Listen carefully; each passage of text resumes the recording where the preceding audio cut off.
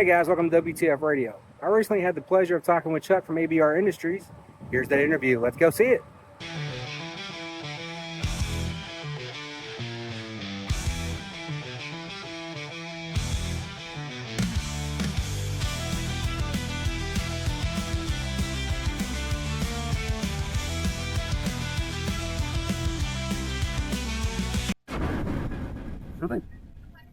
So at ABR Industries, we offer a wide variety of cables. You might have seen us and heard about us for a number of years. As an organization, just want to mention, we restarted a business back about 15 years ago. We're our 15th year, so we're always proud of that. But I've been in the business for closer to about 40 years with my brother and my sister-in-law, Shannon. We offer a wide variety of different custom cables. All the cables are built here in the U.S. So people sometimes ask us that question in light of everything that's going on in the world. We do build it in the U.S., so we try to minimize any exposure as far as pricing or anything else. But with that being said, some of our popular items, we'll start here a little bit, is our 400 Flex. Very popular for guys that are VHF, UHF, high strand count center conductors. All of our cables are UV resistant, suitable for direct barrel. I think sometimes they overlook that, but for us, it's just a penny or two to add in a better jacket. We're going to go ahead and do that. That's a standard with us. We have that available in a wide variety of lengths, but also jumpers. One important thing people don't always realize, especially some guys starting out when we were talking earlier, was when do I use a bigger jumper versus a smaller one? Well, when it gets below about 25 feet, what you really want to look at is not so much the insertion loss, because the cables are going to get very close, but you want to look at the flexibility and then how much power you're running. So if you're running a linear, a bigger cable like this is going to be fantastic. It's going to take all the heat, run it right out the linear, you're going to be good to go. But if you're running barefoot off the radio, or you're running jumpers on the inside that are a couple hundred watts, it's always advisable to go to the smaller stuff. It's peace of mind, it's going to bend, flex, twist, and from an insertion loss standpoint between the two, it's negligible. It's not even a tenth of a dB in a lot of cases, especially at HF. VHF, UHF, you might notice it at 440, but the reality is it's hard pressed to actually see a difference. So I usually try to tell people, save some money and make it easier on yourself and go with smaller cables wherever you can. So with that, we have our 240. Now our 240 replaced the RG8X when we first started. The reason being was the old chemical foam dielectric that you saw out there was okay at 77%, but we could improve with a gas-injected foam. What that meant was it was less loss. 83% velocity, then it was a third less loss than your old 8X. So today, our 240 product is our standard.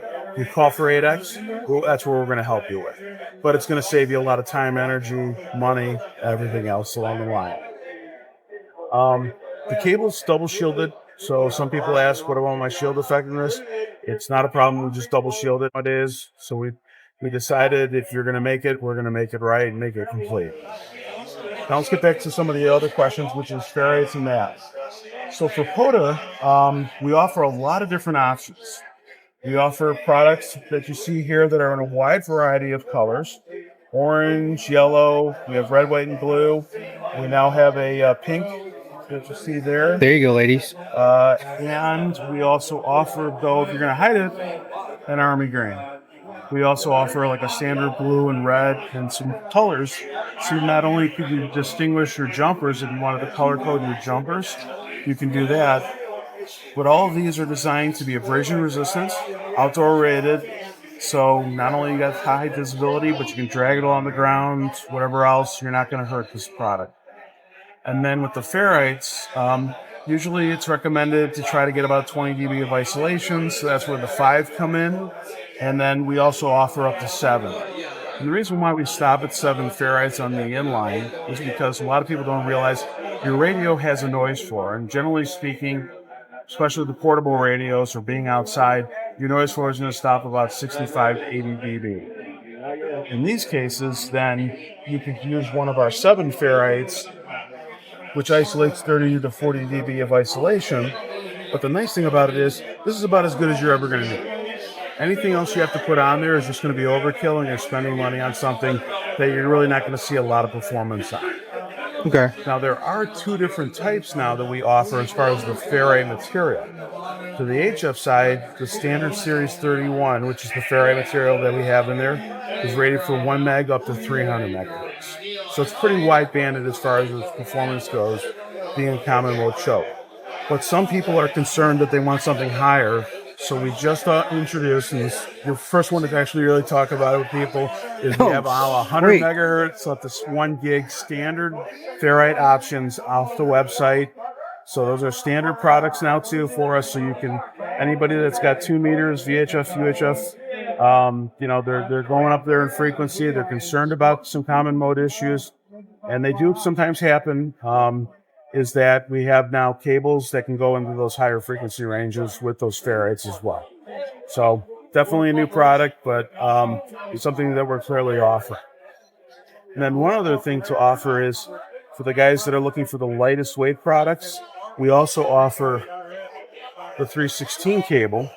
You can do it with ferrites, you can do it without ferrites, but it is common. You can do BNCs, you can use UHF, you can do a BNC to UHF combination, but also now, and this might be a little bit hard to see, is that, for example, if you needed end connectors, we now have kits. Oh, so cool. Now you can just marry up any configuration that you want for whatever connector kit that you need. A lot of guys say it's an adapter. Well, a lot of guys work with adapters to begin with, but these adapters are designed to go to 4, 8 gigahertz in most cases, and they're rock solid because once they're threaded into the back of the connector, they're not going anywhere. So there's no twisting issues that you have to worry about, any tension, torquing, or anything else.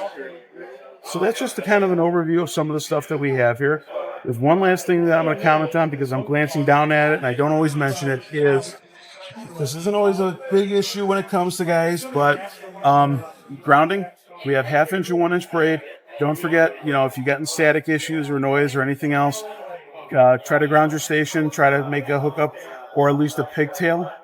You'd be surprised how much just hooking up the ground wire to the back of your radio, and even if you just run it out to a certain point, it's going to help as a counterpoise. It's going to help as far as your noise in your radio.